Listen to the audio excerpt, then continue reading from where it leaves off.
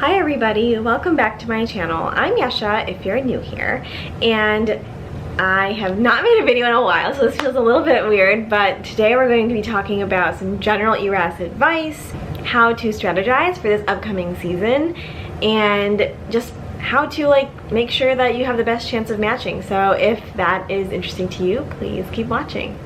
Alright, so I have written down a few talking points. I'm going to be looking over here. I'm a little bit out of practice, and really this comes from a lot of data, a lot of anecdotes from people that, either matched or didn't match last year, and then also, just looking at the data, the NRMP match data. If you are applying this year and you haven't already looked at it, please look at it. I'll link it in the description box below. I really think it's the best way to know how competitive you are and how to make sure that your application will stand up to other people, just making sure that you are competitive, making sure that you are hitting the right points when you submit your application. And yeah, so with that, let's get into it. So as I mentioned, the first thing you want to do is figure out how competitive you are. And there is no better way to figure out how competitive you are than looking at the NRMP charting outcomes, essentially. And like I said, I'll have that linked below so that you can really look at it.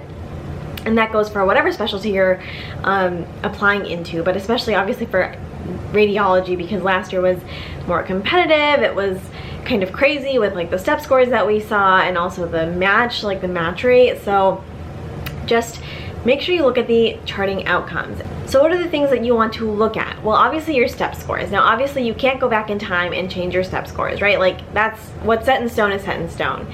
But I do think it's very valuable to look at it and see okay, am I above average? Am I below average? Am I exactly at average? And that really tells you how many programs you need to apply to. So make sure you look at your step score and see okay, I'm slightly below average. I may need to apply to a few more programs, and vice versa. That being said, last year, every year we review applications and the scores just keep getting higher and higher. So if you are someone who's 250s, 260s, 270s step one, I would not get overconfident. I would definitely make sure you still apply very broadly, because some of the people that I reached out to me saying, oh, I didn't match, they had really solid step scores. They were really people that I would not have expected to not match. So just because you have very good step scores, or at least even average, I don't think that you should just assume that you're going to match. But if you are below average, I would use that information to make sure that you apply very broadly. So yeah, basically take a look at your step scores and see okay, where am I in terms of competitiveness? The next thing is looking at, the number of publications, the number of volunteer experiences, the number of work experiences, and just seeing how you match up. Now, I really don't advise you to just create things out of thin air just to pad the numbers, because I really don't think that a program director is looking at your numbers per se and being oh, this person only has 5 work experiences. Is this person suitable for my program? It's really not about that. It's about the number of valuable experiences that you're bringing to the program. And that even goes for publications. While numbers are important, I don't think it's solely a numbers game. So one article in JACR is definitely going to be better than one case report, for example, right? Those are not equal, and yet the numbers don't really show that. So if you have a bunch of filler stuff, that's not really the same as multiple solid publications in solid journals. Now obviously not every program really cares about research, but when you are assessing your competitiveness, you do want to look at okay, I have 12 publications. Are they all equal? Do I have 1 or 2 really solid ones that I would obviously want to talk about in an interview day, versus having one publication that you've presented as an abstract, that you presented as a poster, that you presented here, there, everywhere, and that shows up 5 times on your application, but it may not actually be something that's publishable in a solid impact factor journal, right? So those are just some things to consider. And I do think numbers are important. It is good to have more, because more is more at the end of the day with ERAS. But I do also think that you should look at the quality of the work, the quality of the volunteer experiences, the quality of the work experiences, and highlight things that are more impactful rather than just adding a lot of filler. So that's a good way to know how competitive you are, is actually looking at your application and being okay, what of these things is really important?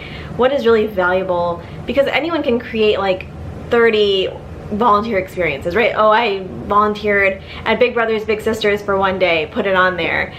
It's not the same as you know, something that's more longitudinal, something that really speaks to you, something that you're passionate about, and that really helps a lot of people, it's different. And I know that I don't have to like keep repeating myself, but you every year see the same types of things. Like you see the same not the same people, obviously, the same like type of filler stuff, and you see stuff from like 5-10 years ago, and you're like, you weren't even in med school when you did this. Unless it's really, really important, don't add that stuff to your application. It just looks like filler. So look at your application, really tease through what's really important to you, and make sure that you're highlighting those things, because it's easy to see what's filler. And while the NRMP charting outcomes really goes by numbers, I think that there is a balance between numbers and also like how valuable each experience is. And make sure you don't just put stuff in there for filler. Obviously, getting a third-party person to review your application is really important. Actually, the way that I tweeted this earlier, and I'm very proud of this tip because I really think it's a good one. You will be surprised at like how little time program directors get to review applications. And obviously, you know that like first that you can apply, you should apply, and then a ton of interviews go out like very soon after the program receives your application, right? Like there's not that much time for turnaround. And so really, realistically, how much time are people really getting to review your application? Not a lot is my point. So what you really want to do is you want to print out your ERAS and give it to someone that you trust. Someone like, if you have a home program and you have a program director, or even a program director of a different specialty, I think is okay. Just like someone who has experience reviewing applications, and just give it to them blind and have them just read through it, give them like, you know, 15 minutes and see what they got out of it. That's really how a reviewer is going to look at your application, right? They don't have that much time to review everyone's application, especially at these bigger programs where tons of people apply. And you want to make sure you're making an impact and getting the points across that you really want to get across, and not the filler stuff I was talking about, right? So I think that's a good way to judge your competitiveness, is to give your application to someone, give them a little bit of time to read it, and then talk to them about it. Like maybe even just be in the room when they are doing it. I don't know if you have this type of relationship with someone, just do that, because then you're gonna really know what are they reading, what are they looking at, what jumps out of the page, jumps off the page, because you want to make sure they are getting what you want them to get in your application, right? Like you don't want them to just see all this like in-between filler stuff that you threw in. You want them to see who you are as a person. What do they get out of your personal statement? Are they really understanding who you are and what you would bring to the program? That's what you want to get. And I think that knowing what someone is getting out of your application can really tell you how competitive you are. If they open your application and they don't really see anything that's like very impactful or meaningful, that will tell you to tailor your application a little bit differently to make sure that you are getting across who you are. And it's not just competitiveness, but like I think in order to be competitive, you need a person to know who you are when they read your application. You want to make an impact right when they start reading your application, right? Like everyone says that you want them to want to talk to you more. That's what like some general advice that everyone always gives. And I think this is the best way to figure that out, is like, are they going to want to talk to you more, learn more about you, about what you stand for, about what you believe in, about what you think radiology should be in 10 years? Are they going to get that from your application? And that's how you can figure it out. So have someone review it, have them, like, they'll be like, this is too weak, this is, you know, this is not, maybe you should add to here, maybe you should make this point better. That all will help your application. So that's another way to judge, you know, really what type of message your application is sending. Other things to keep in mind when you're deciding how many programs to apply to and how competitive you are is obviously, are you a DO? Are you an IMG? And the third that I really want to include is, are you geographically restricted or bound? Because obviously for any one of those things, it's going to change how you apply and how competitive you are. Last year was really competitive, and so DOs and IMGs did have, you know, more trouble getting interviews. They had a harder time matching. And I think that if you are a DO or an IMG, obviously I think that you should still apply and you have a really good chance, because I personally don't think the next year will be as competitive. It's all cyclical, as they say, but you still need to keep that in mind, and you still want to maximize your chances of getting into radiology, right? So you're going to have to apply more broadly, if not even applying to almost every program, and doing more research on your end for figuring out what are DO and IMG friendly programs. If you are geographically restricted, meaning that you only want to stay in like one area, That's important because not every area is created equal in terms of competitiveness. California, for example, is super competitive. You will have to have like extra good scores, and you'll have to have extra connections in order to match in California. Versus like if you are okay with the Midwest, which is less competitive, you'll have to remember that programs are a lot more spread out.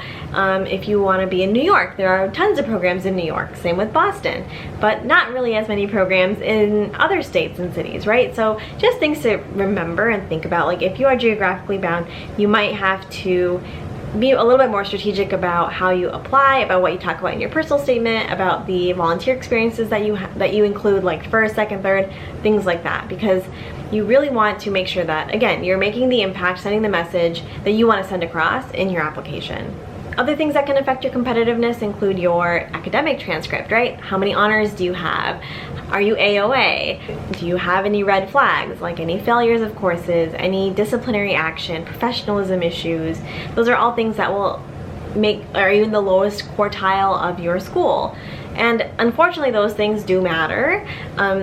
It varies from program to program how much it matters, but I know that programs do look at it. So you'll have to assess like how you want to modify your applications, how you want to modify where you apply because of those things. If you're in the top quartile, AOA, amazing step score, that'll be a different, number of programs and where you apply than like if you are in the lowest quartile and maybe not so amazing step scores. But all you can do is use this information to set yourself up for success, and being honest with yourself and saying this makes me less competitive is much better to realize now than down the line when you're not getting interviews. So none of this is meant to be like discouraging. I think all you have to do is use that information in a positive way and make sure that you are setting yourself up for success. The last thing I really want to talk about in terms of assessing your competitiveness is, did you do away rotations? Because that can give you an interview, and that can even, like if you did research, if you really hit it off with a program, if you made good like connection with the residents and the program director, that'll be different than someone with the exact same application as you, but they didn't do that away rotation, right? So that will also give you a leg up. Now obviously you're not going to do away rotations at every program you want to apply to, so this will only give you an advantage at a couple of programs. And if you didn't do any aways, I don't think that it drastically doesn't hurt you at all. But if you did do one and you like really want to go there, and this is like your this is where you want to be, and you have your reasons and they know that, that will really make a difference in terms of your competitiveness at that specific program. So you may not have to apply to quite as many programs, but don't burn yourself. Don't burn yourself. Like, there are always times when people say that you're amazing and we want to have you, and then of course it doesn't work out. But just, it's another piece of information to assess your competitiveness. Another thing that can help you is having a home program. If you do have a home program, a lot of programs like to take residents from their own medical schools because number one, it keeps like good relations, and number two, they know you because you've rotated through and they know all the people that wrote your letters of recommendation, and all of those things can really help you. So that can be almost like either it's like where you want to go, or it can be a good like buffer backup program that like, okay, if I don't match anywhere else, I know I'll match here type of thing. So that can also maybe trim down how many applications you have to send in.